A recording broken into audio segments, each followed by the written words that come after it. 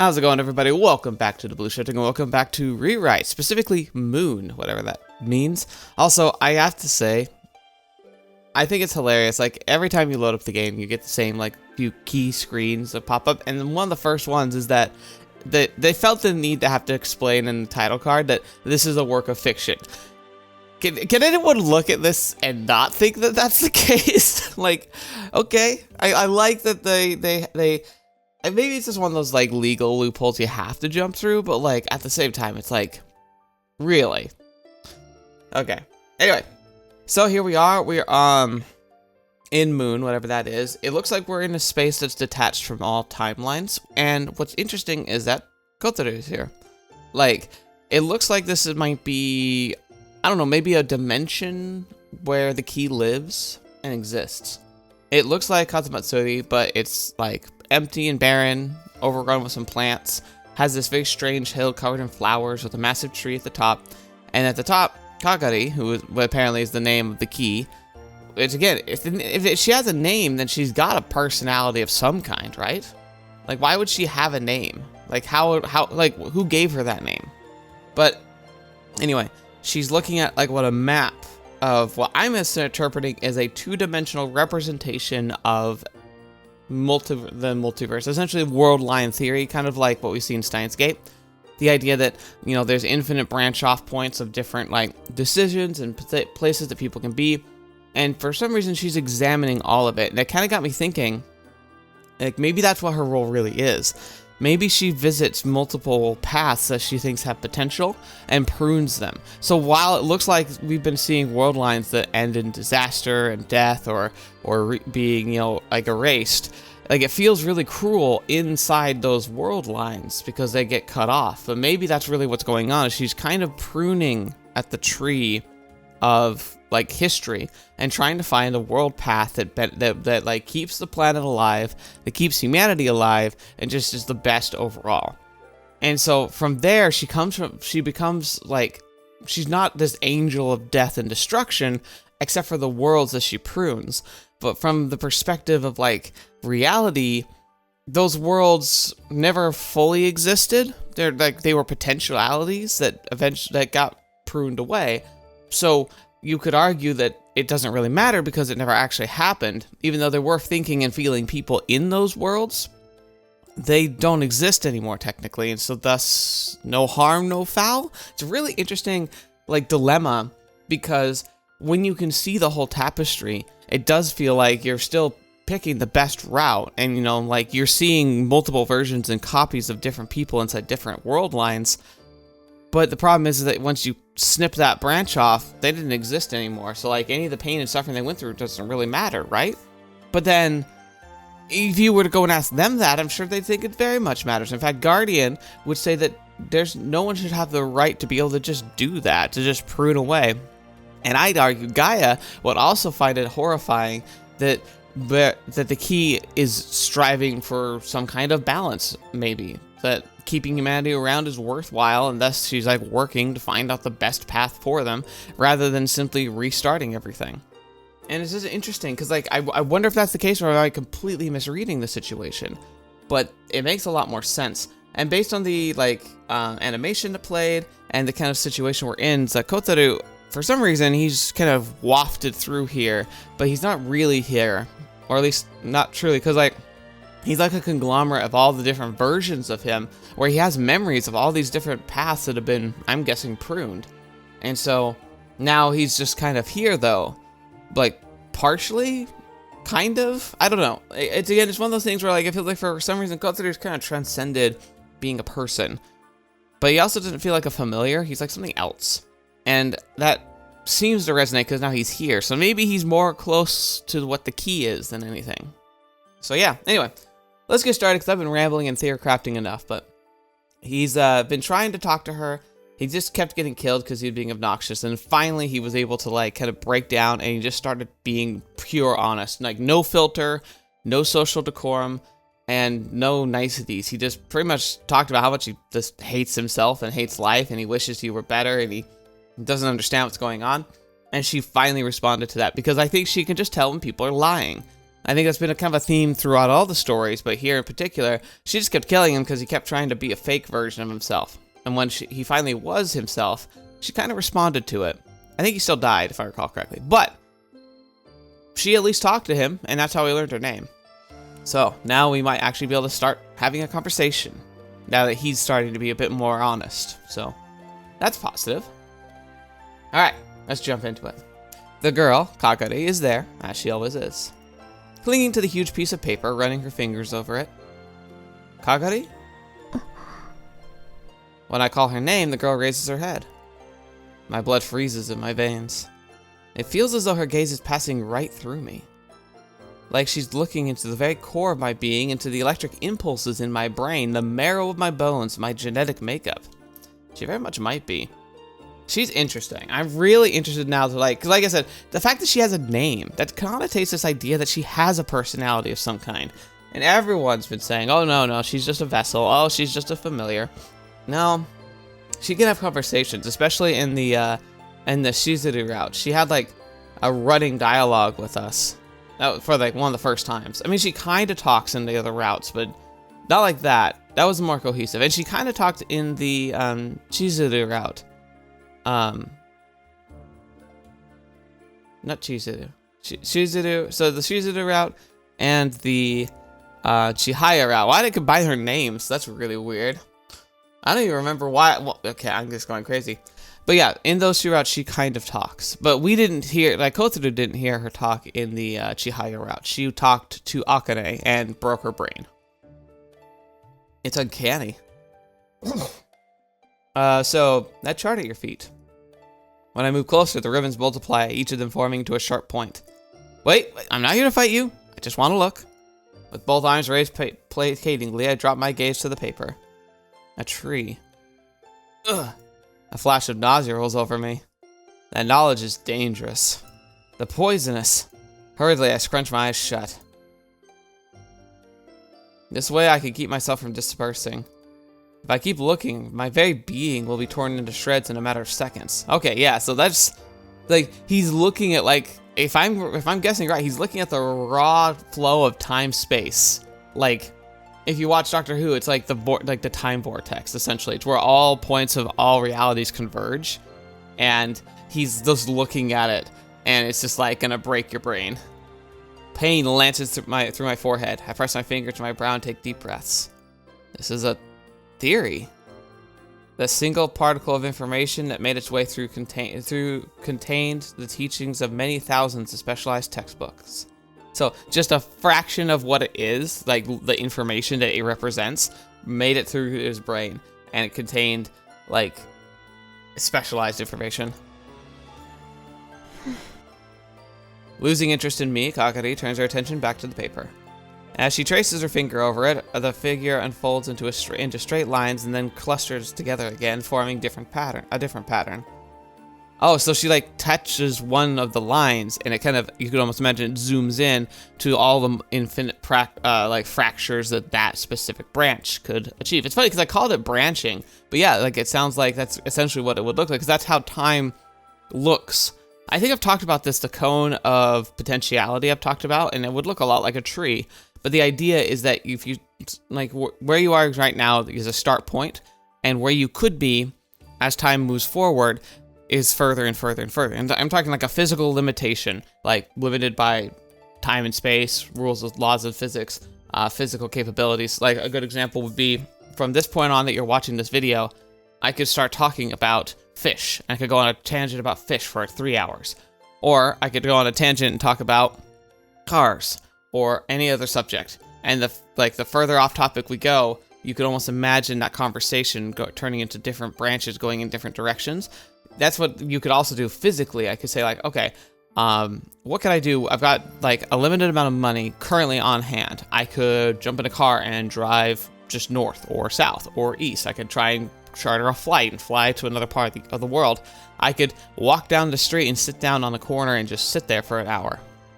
These are different points that I physically could reach within certain amounts of time, and that charts into like, you know, a branching path of where I could potentially go physically. Now, realities pretty grounded because usually I'm not going to stray too far from my house. So I'm not going to be straying too far from my responsibilities. So like I tend to stay here, but technically my potential is to go farther away. And that's what this branching is. It's like it's the potentials, but then each branch has its own branching, and each of those branches has its own branching. And that's why this is a two-dimensional paper that's functionally infinite.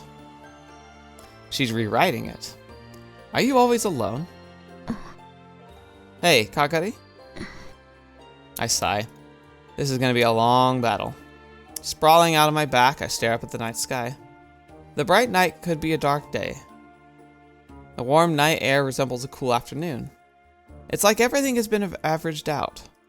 Gazing up at the moon, I start to feel drowsy. As soon as I close my eyes, myself dissolves. Now I remember. I meet Kagari in the real world.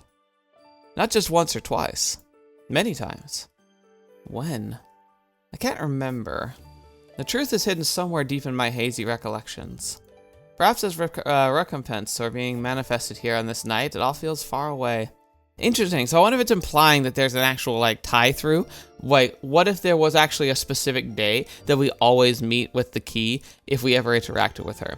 Because I'm pretty sure we never actually talked to the key unless you, in Lucia's route, unless you count her as the key. But at that point, it would only count on the day when she like decided to be the key. And that's tougher. But like, I wonder if there's an accounting where it's like all actually happens on the exact same day in each of the routes, regardless of like how we are brought about to like meeting her. It'd be interesting if that was a detail that was kept consistent throughout all the routes. I am the moon reflected on water. I'm certain we have a connection. Conversing is difficult, but bit by bit she's softening. Like, so like the connection that they share, like, isn't that the thing we learned in the Kotori route right at the beginning, is that like part of the key was used to graft or close the wound? Like Kotori used like the key somehow as part of the healing, which is why he has the aurora, why it looks like I even also loved how it was described when he like starts mastering the abilities of using his aurora. It slowly and eventually morphs from blades to spears to ribbons of light to ribbons. Like essentially, like as he masters it in his combat forms, it evolves into the form that we see Kagari use herself. So again, it's like there's very clearly that physical, like literal physical tie between them, and that might be why he's even manifesting here in this like between spaces, is because part of him is essentially now grafted into the key, just like the key's been grafted into him. Let's meet her halfway. Just as genes combine their information to compile a pattern for a new life, fostering diversity and birthing possibility. Yo. When I greet her, she sends a glance my way. The ribbons twitch slightly on the alert. If I can get just 2 steps closer without her launching an attack. I can't touch or speak to her, which means that all I can do right now is gather and analyze information. It's right there at her feet. Complicated diagrams scrawled across a huge sheet of paper. Sequencing and symbols, lines and arches. The dense accumulation of information forms one part of a further compressed theory. The glyphs are beyond human comprehension. All I can really work out is that their entirety forms a flowchart. A flowchart. If I narrow my eyes, it kind of looks like a giant tree. One single trunk splits into overhanging branches that spread out like a fan. I can't look. I close my eyes. I was almost drawn in. My brain is buried under a dense, weighty mass. The information is compressed as hard and tightly packed as a hot coal. My slight disturbance at the outermost surface sends accumulated, systemized knowledge that would take years to acquire flooding through me, bringing it with it sharp, irritating smell. I don't know how this uncompressed data relates to that tree-like image I just saw. It's not good though. An electric shock runs from the back of my nose right up to the top of my head. The circuitry that connects my head to my limbs is on fire. My knees hit the ground. I can't move a finger. That sucks, buddy. Is this the theory of life? Oop. Within the realization, I shatter into pieces. I try to recall the key. Everyone was after it. Much blood was shed over that key. Sometimes it was my blood. The key wasn't visible. It wasn't a tangible existence, but some people could perceive it. Sometimes I saw her for myself. Occasionally, I would be able to perceive her alongside increases in my power or decreases in my stability. The key existed to destroy civilization. There was a theory that she was an emissary of the Earth sent to pass judgment on humanity's hubris. Another theory believed her to be akin to a vaccine designed to eradicate the harmful disease of humanity. Even I heard a theory that she came from the Hollow Earth, which is that theory that the Earth has an interior sphere of, like, life ability, like, to have life, and it's, like, in there. It's a weird one. Everyone died without ever learning the truth about the key. Kagari has taken the form of the key, and here in this empty night, she immerses herself in her account of life. Your research. I try talking to her, even though I know I'll get no answer. Is its aim to destroy the world? Humans destroyed the natural world with pollution and global warming. Is that why you want to destroy us? Figures. Although the shock of it broke me, the glimpse into Kagari's theory expanded my intellect. And it brought with it an understanding. Changes here aren't born by time. It's more like a phase transition in matter, brought on by specific events. I don't know what indicates these transitions. I suppose the only way to find out is by experimenting. In other words, sitting around in my butt isn't going to get me anywhere. I get to my feet. I feel like taking a walk around the town. Deep in the forest. Something feels familiar. A faint presence that can only be sensed once you get near. There's a silhouette of a person.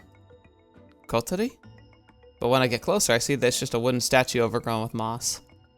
The soft edges of the rotting wood seem like they could have been crafted by nature. But I feel like Kotori's presence. I reach out and touch it. Hey? It doesn't respond. It simply remains in place. It has no form, no meaning. You're all alone here? My heart aches, as though the lump of wood is Kotori herself. Yeah, if she was left alone in pretty much every route. A person-shaped scrap of paper leans against the chair where Akane used to sit. The humanoid outline sparks a memory. The Shikigami. Akane. No answer. I don't doubt that it's deeply related to her in some way, but you're looking a little flat there. I try to convince myself that it serves her right. I fail. I consider taking the paper with me, but there's probably no point. I leave. I wonder if these were left by Kagari or him. Despite being in perfect condition, the empty mall feels like a ruin. She's here. There's an object covered in a piece of fabric, right in the middle of the aisle. It's about the height of a child. It looks like some kind of art installation. I lift up the fabric and peek underneath. The fabric deflates. There's nothing under it. Guess she ran away. I can't touch her unless it's through the fabric barrier. I forgot about that. Oh yeah, the gloves for Lucia's gloves, like the fabric barrier to protect everyone else. This is in the garden. There's a Shichirin grill. Shichirin grill. This is for Shizuru. Even if I wanted to use it, I don't have any charcoal or any fish to grill. I hear the clatter. When I look back, there's a freshly grilled sari atop the grill. Dang. She's manifested really strong. You always were kind, Shizuru. But I'm good for now. There's a manor house. Chihaya. As lavish and luxurious as ever. I head inside. Now what's interesting is could we see a manifestation of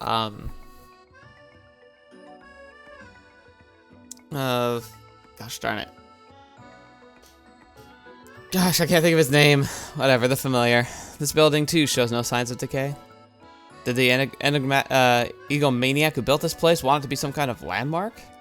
A single pendant lies on the desk. This is all she had. She'd be pissed if I took it without asking. After lightly dusting it off, I decide to leave. I thought the town was deserted, but that's not the case. It's faint, but there are imitations of life all around. Life not strong enough to hold a physical form, but not completely unmoored from this place. So, even anybody who had any, was in these worlds leaves like a little bit of an echo.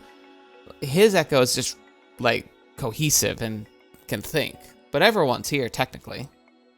Perhaps you could call it an echo or an afterimage. I'm sure it's all connected. And Kagari and I at the center of this web. I think it's just Kagari is at the center, but you just kind of got stapled to her. Kagari now tolerates me, at least compared to before. Having said that, if I make any sudden moves towards her, she immediately turns hostile. Right now, I'm sitting about 3 meters away from her. I wonder if she's like oddly vulnerable here. That could be why, because like even in the physical world, like he was able to approach her, he was able to even like handle her. Like he could grab her at times, he could drag her around, he could put her in a backpack. But here, like even a remotely innocent gesture could be interpreted as hostile. And I wonder if that's because she actually is in more of a physical danger here. Where in the world, it feels like she gets destroyed, but it doesn't truly destroy her. She just probably gets sent back here, kind of like we do. But here, maybe she actually could be killed. And so she's got her defenses up much, much higher. Because technically, we shouldn't be here. Like, there shouldn't be a thinking individual that could potentially bring harm to her in this place. I'm just at the edge of a huge piece of paper. This is the boundary she's okay with. Step on the paper, and I'm dead. I've been killed plenty more times already. Thinking maybe she didn't want to get it dirty, I tried stepping onto the paper with bare feet, but no luck. Seems she interprets stepping on the paper as an act of aggression. I wonder if that also could cause problems. Like if you think of this not just as a sheet of paper, but like a physical representation of literal time-space manipulation, it's possible you could actually like destroy countless potential worlds by like tearing the paper. Like it's like, how do you explain? If this is intrinsically and quantumly tied to the fabric of the universe, like again, maybe like think of it as paper as a misleading, like maybe we should think of it like a rug, the fabric and the twines of a universe into a tapestry. And if you sever part of the tapestry, it's literally severing like countless realities without being able to judge them, without being able to prune them, without being able to like actually look and see if there were any real solutions there. It'd be a crime against nature. It'd be a crime against humanity. I'm at a standstill. In her research, Kagari has gone beyond fervor. She doesn't rest, not even for a moment. Since I'm no longer made of flesh and blood, I don't experience hunger or thirst either. But I do remember the feeling of thirst. I won't die without liquid. But sometimes I get that itch to walk to town and grab a drink would quench my non-thirst. The town's infrastructure is all in working order. The water's running, and the vending machines are on. Every time I die, any goods I took with me respawn in their original place. The electric lights are the only thing that's not working. The town must remain in the dark of night. It must. We all have things we must do. For Kagari, she's compelled to continue her research. I'm the only one not fulfilling my obligations. Well, it would help if we knew what our obligations were. I'm simply watching. Sometimes I wish I could help Kagari. It's frustrating that I can't communicate with her. Although you could also say it means our relationship is free from performance, passive aggression, superficially, or lies. Superficiality. That's the, like, I don't know why I kept not reading the word, but there it is. A totally pure connection. It's something special and fulfilling. Because the proximity I have to her right now wasn't one with smooth words. Kagari's hand stalls. She stays that way for a long time, not moving a muscle. Her research isn't going well. She comes to a standstill like this from time to time. Is there really nothing I can do? See, when she comes to a standstill, I wonder if she's like locked into one of the paths and she's gone in and sent like an echo of herself through to observe. So like when we've been on our own routes and she's like been around, that's her going and observing a particular path. And on this side, she's just like got her finger kind of like on like the pulse of that world and is like kind of like communicating with it. After thinking on it for a while, I descend into the town. I return with a vacuum flask of hot coffee. I milled the beans myself and brewed it slowly with the greatest of care. I filled a white cup to the brim with the dark liquid and then hold it out towards Kagari. This way I don't have to step on the paper. A glance. The ribbon dancing in the air starts to twitch and fray. But today they don't form into blades. Kagari whips her gaze towards her diagrams. This gesture tells me she doesn't want the coffee. I take a sip myself. It tastes amazing. It's been a long time since I've tasted coffee. Kagari watches me out the corner of her eye. The next time she pauses in her work is a few months later, subjectively speaking. I've been standing in the same place for so long that the soles of my feet have taken root in the ground. Is that literal? Like, are you like growing roots like a tree, or are you just like slowly sunk into the soil a bit? With great effort, I pull them out. It seems my thoughts ground to a halt too. My entire body creaks stiffly. For some reason, both my arms are raised toward the sky, my face frozen in a narcissistic mask. Okay, so like, no, he was literally turning into a tree. Which, fair. There's grounds for that, considering what happened in the Shizuru route. That's even if that's just a simple possibility in a world like this where thoughts can kind of just become like manifest, I feel like it makes sense that he literally starts turning into a tree. Leaves are sprouting from the ends of my nails. I am human. I brush everything else off. As a human being, it's time for me to drink a cup of coffee. I fill a cup from the flask. Out of the blue, Kagari meets my eyes. This is different. Here you go. I hold out the cup to her. She narrows her eyes, scrutinizing it. This goes on for about 4 days, by my own personal definition of time. Oh, okay, so it's not literal per se. I mean, it kind of might be. I'm guessing that time doesn't mean anything here, and so he's like, I mean, it might as well be 4 days. Finally, she accepts the cup from me. I gasp. I wasn't expecting this. Kagari brings her lips to the rim of the cup, giving off a vibe of, fine, I'll drink your weird, muddy pea-looking liquid. She's drinking it. She holds the now empty cup out to me. I can't tell whether she's done or she wants a refill. I decide to fill it up again, while she's still holding it. The ribbons whip out and knock the flask from my grip. I take it as a sign that she doesn't want another. Kagari's inhuman eyes follow me as I pick up the flask.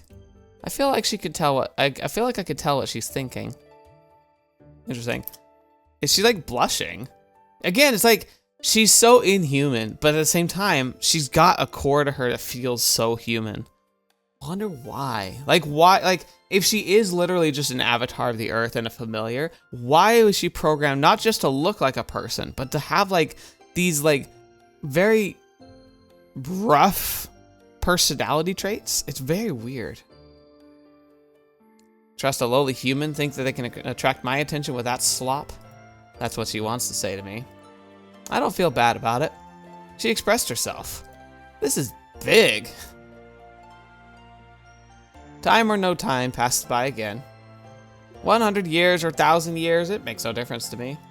At some point, I cease even my subjective measurements of time.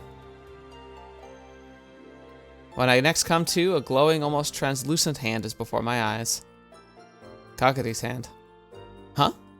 I haven't spoken in so long. Kagari's hand is extended toward me. The palm faced upward as though seeking something from me. It takes a few seconds for me to comprehend what. Oh, let me get you some. I pour coffee from the flask. Steam rises from the liquid as though it's freshly made. Interesting. Again, like, things here feel like they're almost more cognitive than they are physical. It's really, really clever, this idea of, like, things remaining as they are and like time not having any meaning. It really puts an interesting perspective. It'd be a really interesting place to live, but you also couldn't technically call it living because you're technically just existing, and the passage of time would be dictated by your whims rather than by actual time measurement. In fact, again, like time passing and physical and things happening have no real meaning beyond just like the fact that you decide that they have meaning. And it starts getting really funky when you think about that. With a trembling hand, I pass the cup to her. Her delicate throat moves. It must be pretty hot, but she doesn't seem fazed. She drains the cup in one gulp and hands it back to me. As she does, our fingers brush. Suddenly, she gasps at my hand. Whoa there! She pulls me toward her like a rambunctious toddler. Leaning forward, I manage to dig my toes in before I'm dragged onto the paper. So, was she shocked that she could touch him? She raises my hand up toward the sky, staring at it. Then she sniffs it and runs her hands over it. I understand her innocent question. Why did this hand give me that drink? And that's when it happens. The girl turns to face me. She fixes her gaze directly on me. Like, no longer looking at, like, the internal workings, the genetics, the fibers of his nervous system. She's, like, looking at him as an entity now. With my hand still in hers, she tugs forcefully. My toes encroach on her territory. I'm ready to die, but no attack comes. Kagari? After all that effort, I'm finally here. It only took 3 cups of coffee to bring down that final wall. You okay with this? She doesn't understand. She keeps her gaze fixed on me like an animal observing something of interest. Is this some form of inhuman curiosity? I'm just happy she's paying me any heed. I've been invited to her tiny blue 4-sided kingdom where she spins her incomprehensible theories. It's such a small kingdom. But look, there are no lies or pretensions here. No vanity or desire to make oneself look better. Invisible bonds are forming between us. Thinner than a spider's web, so delicate they could break at any moment. I don't want them to snap. I don't want this precious, irreplaceable connection to be severed. Even now, Kagari and I have a special connection to one another. We're not lovers. We're not even friends. I don't think we're family either. I'm simply someone who's here with her. There must be countless people in the world with deeper ties than the ones between us. So is our relationship inferior to theirs? No. No! However small this wordless thing between us means the world. I won't let anyone say otherwise. I will wager my life for the sake of that faint pride. I found my answer. This simple realization makes it all worthwhile. Why couldn't I have come here when I was still a person? I'm sure things would have gone better for me. I finally know where I went wrong. After I stopped being human, I became aware of hot water sliding down my cheeks. Kagari scoops up a drop on her finger and examines it in the moonlight. When I see the look on her face, I gasp. She's laughing. An unvoiced laughter, communicated only via her expression. It's in the softening of her features, the crinkle around her eyes, the slight upturn of her lips. Alright. Maybe this... wrong? Nope, wrong clicks. This might be the thumbnail we need. She's actually smiling. Oh, Kagari, you're not some incomprehensible existence. I think this slightly to myself. And I truly deeply believe it.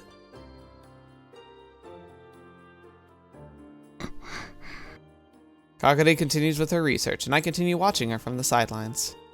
The theory is too advanced for me. I find myself entranced by her profile. Once in a blue moon, our eyes meet.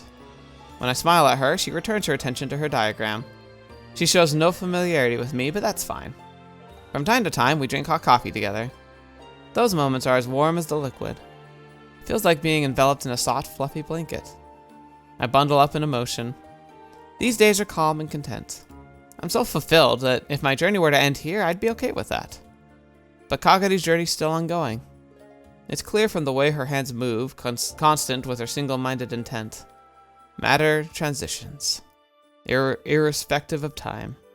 As her research progresses, Kagari's figure becomes visibly evident. Her hair becomes brittle, her fingers chapped, the ribbons look lifeless, even the hem of her dress is frayed. I'm filled with the overwhelming urge to do something. I want to put a stop to her research.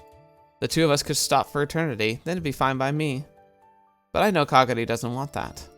At some point, I start trying to let the blueprints into my field of vision little by little. I put into practice what I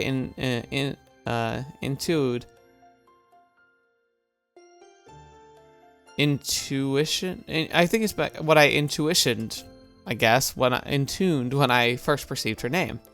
Sometimes the high-level information rips my thoughts apart. But if I build up my comprehension faculties, I can tolerate it. I have something of a superpower of my own.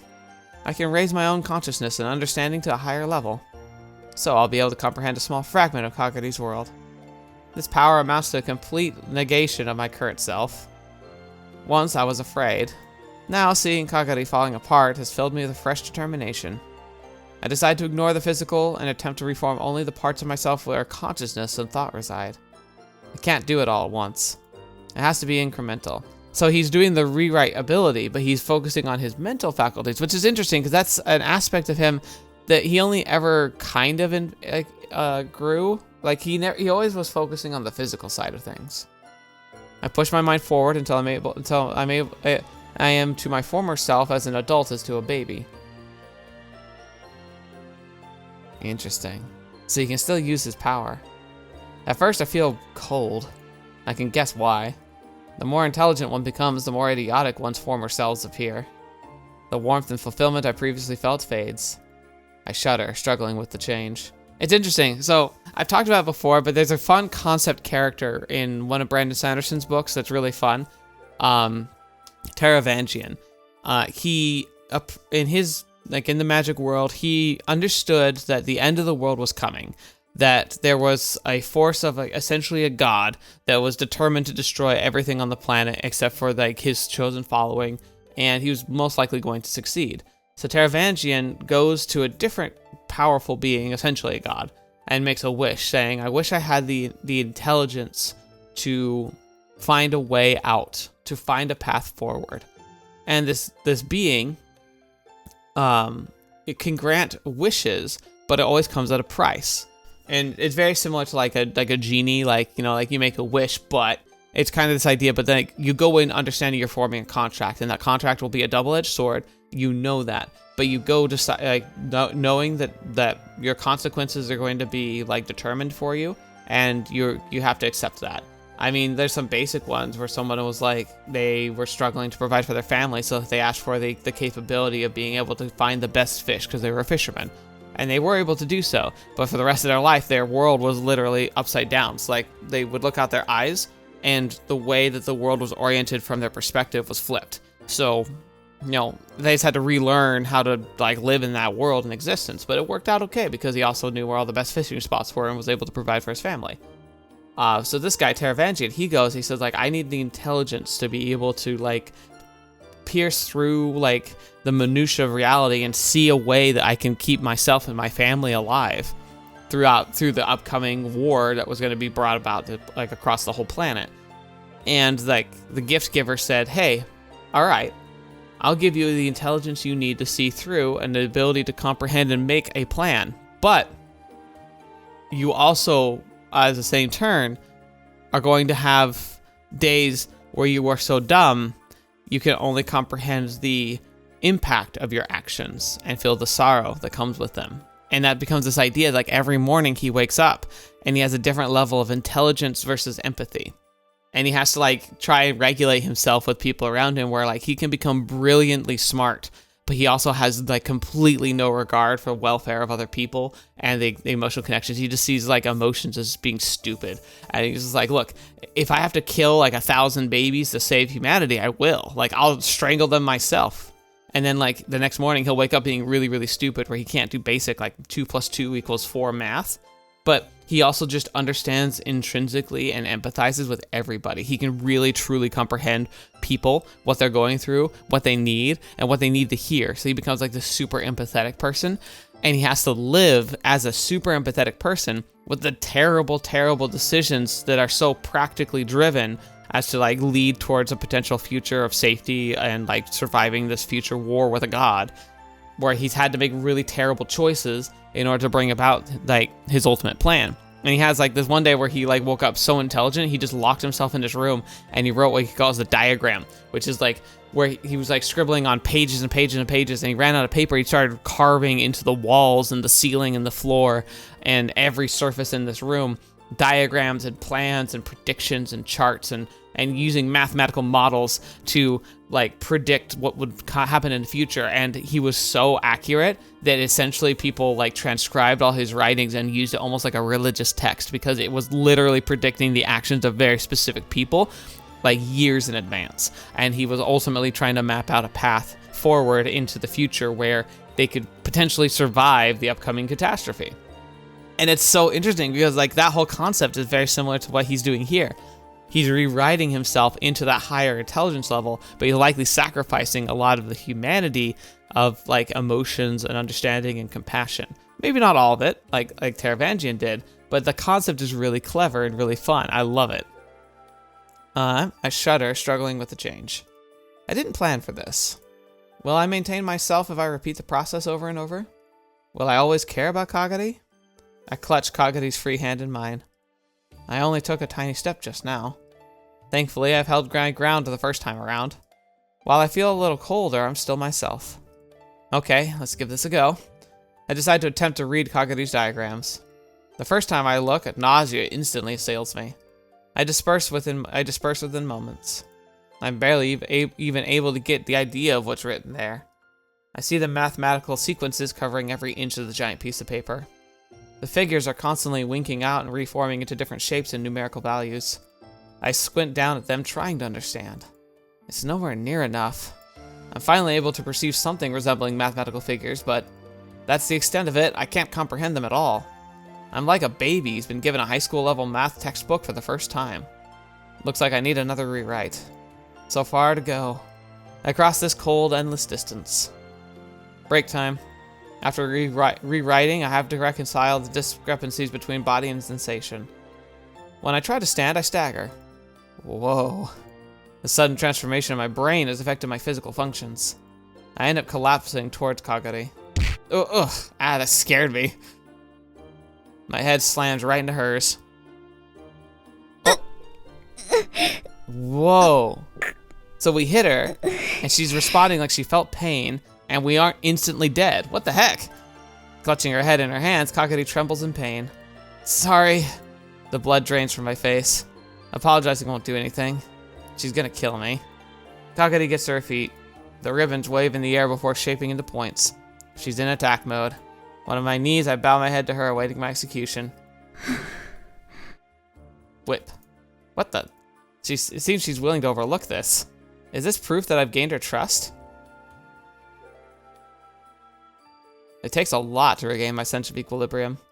Even when I'm able to stand again, things don't feel quite right. Once I've grown accustomed to my new senses, I attempt the second leap forward. If I don't want to cause Kagari concern, I should do it somewhere alone. But I'm not brave enough for that. I don't think I'd be able to withstand the sense of loss without her by my side. ReWrite 2.0. Sense of loss. Like loss of self or loss of innocence? Feels like the top of my skull is being ripped off and dragged up to a great height. I recall the dropping sensation you get in an elevator. And then it's over. Abruptly, I feel bitterly, painfully cold. If there is a god in this cosmos, he must exist in a state of inconceivable agony. Intelligence only amplifies one's own isolation. One can no longer avert one's eyes from the indifferent callousness of the laws of nature and the accompanying despair. Humans live in blissful ignorance.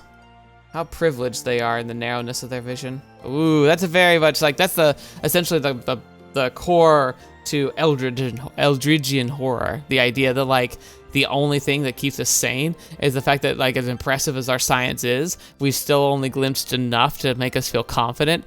If we were to see much more, we'd just be horrified. What was the saying? It was something akin to the idea of like, if we could truly comprehend the extent and the knowledge and the things hiding in the dark of the void of space, we would willingly relinquish our science, pick up stones and rocks, and revert back to our Neanderthal ways. Like if we actually could comprehend what was out there, most of us would reject it so violently that we would sacrifice all of our scientific gains and knowledge willingly, because it would mean that we wouldn't have to comprehend the horror that exists beyond. As long as they have love, they have salvation. But God cannot find salvation in love alone. Allow me to explain why. Love is nothing more than a social construct assigned a posterior in our innate genetic instinct to procreate and seek social approval. Okay, well that's true, but it doesn't mean it's also not beautiful. Like there's beauty in that knowledge. Humans create and maintain local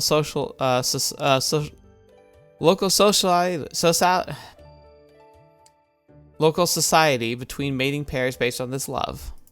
Love is dependent on the chemicals produced by the endocrine system. The human terms emotions can be considered a product of a primitive culture. In a Type 1 civilization, as defined by the Kardashev scale, love functions as an absolute value metric.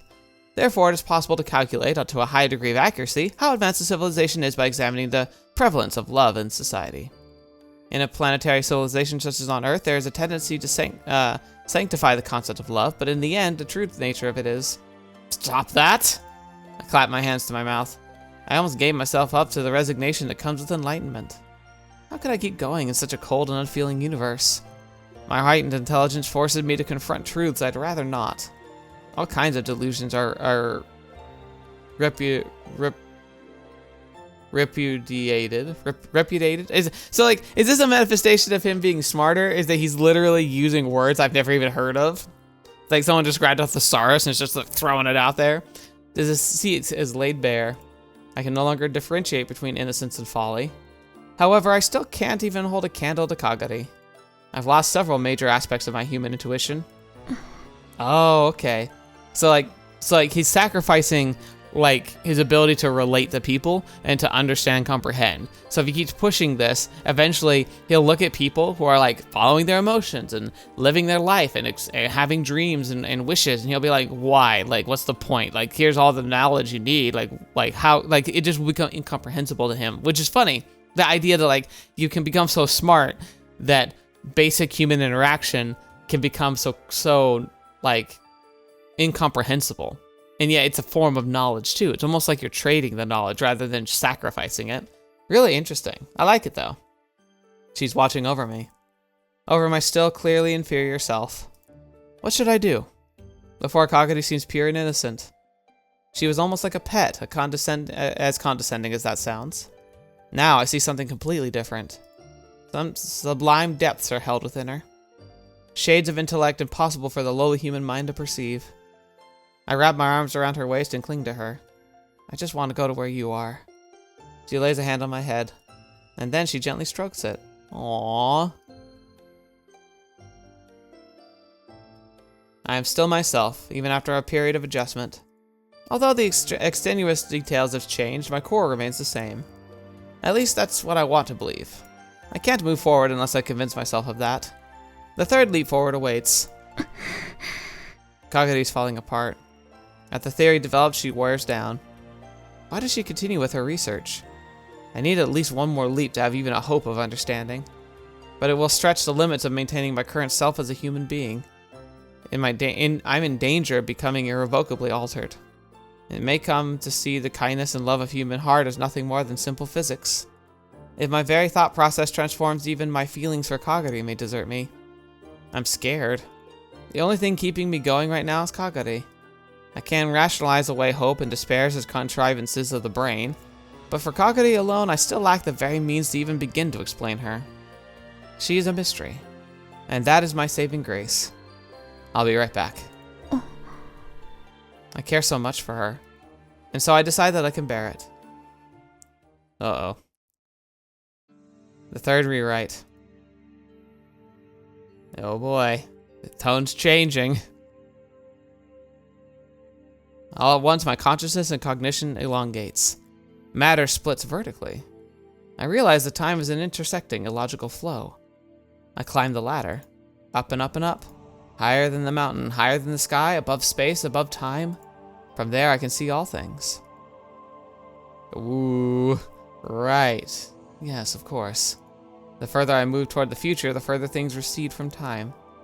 I understand it all. All this was yet undiscovered to me. The noble prizes are raining down. I could pick up any number of them.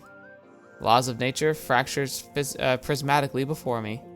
But it's all explicable. I'll get there with 6 more rewrites. Only 6 more to go. Then I'll be able to comprehend it all.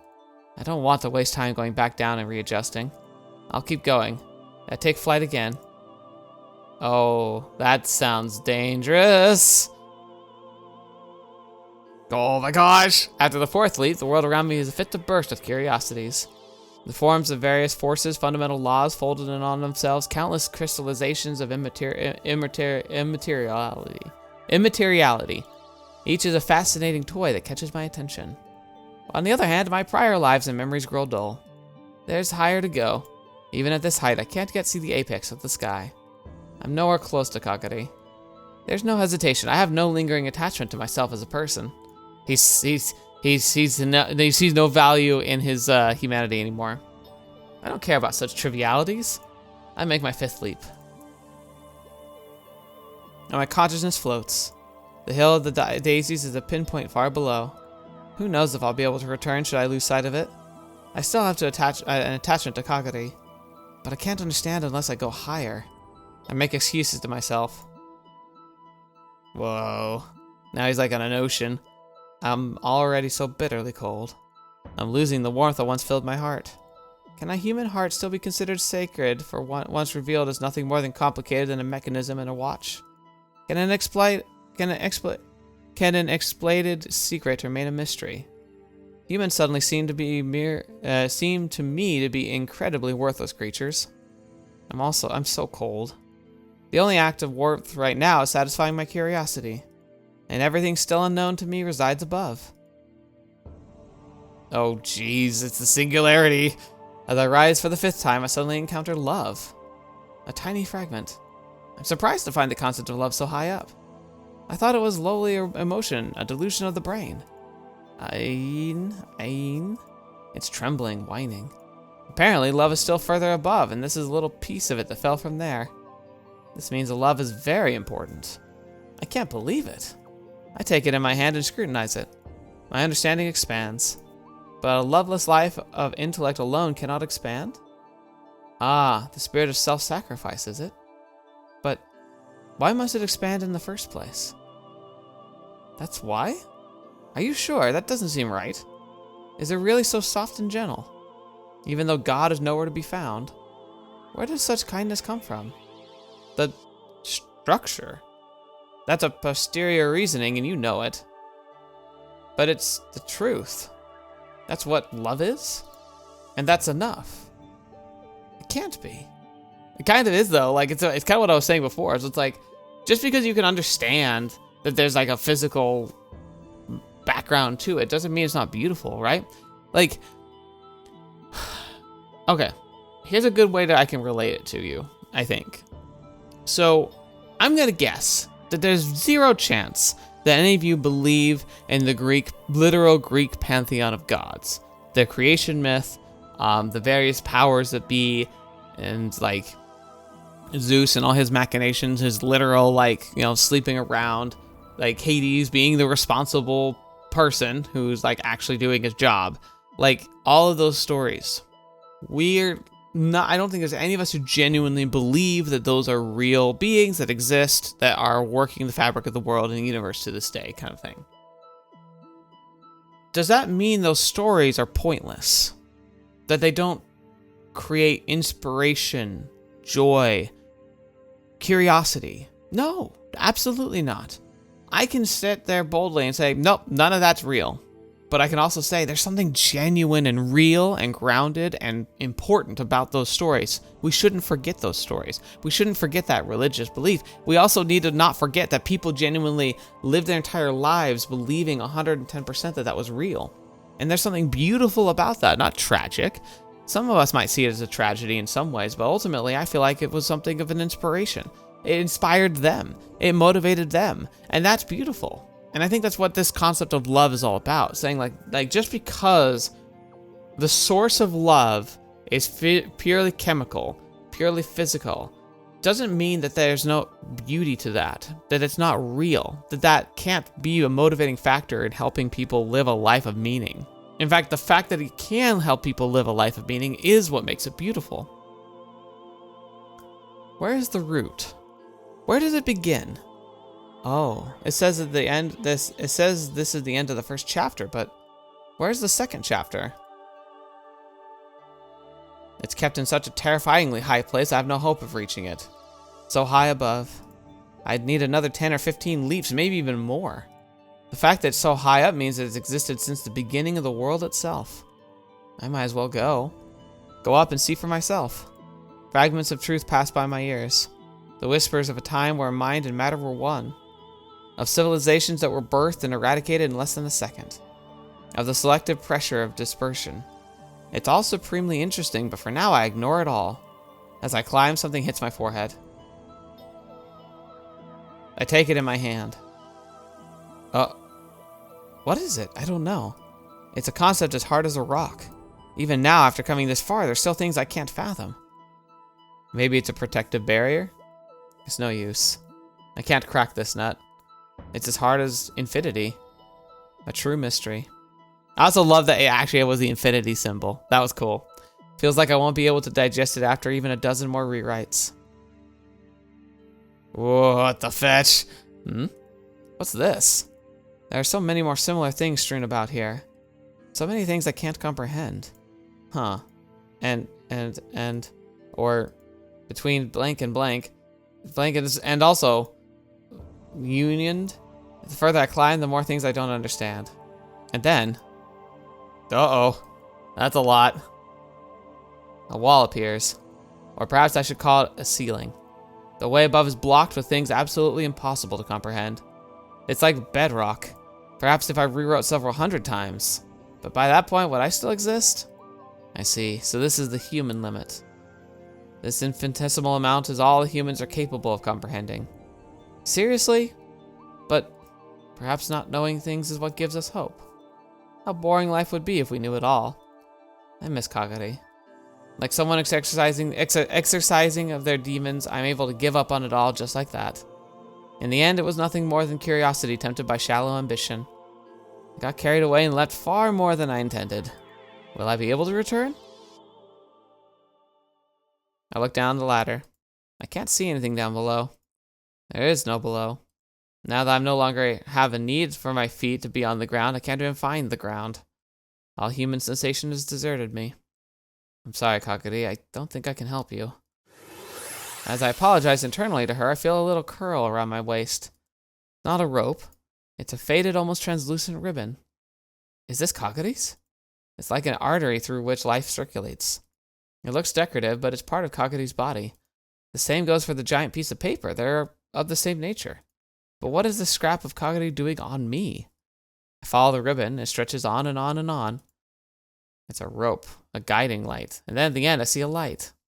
It shines brilliantly with the warmth of the hearth. What is that? I desperately want to return to it. Suddenly, I'm being pulled. The ribbon drags me in close. It's taking me down. A summit of all things recedes. Thank goodness he had a part of her inside him. We pass through rifts between clouds of the unknown. All at once, I'm pulled back down to the height where I can see the hill below.